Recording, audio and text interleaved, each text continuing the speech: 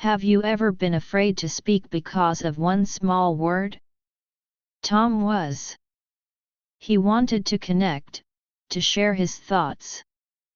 But every time he said the word women, it came out as women. The gentle laughter that followed made him shrink inside. He started to stay quiet, choosing loneliness over the risk of embarrassment. Then, a teacher shared her own story.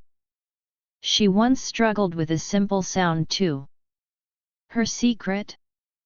Not perfection, but kind patience with herself. She practiced, day after day, in front of a mirror. Tom realized his mistake wasn't a flaw, it was just a step on the path to being understood. Now, he practices with courage, women, women, not women. Your voice matters. Don't let a single sound silence your story. Listen, and let's practice together.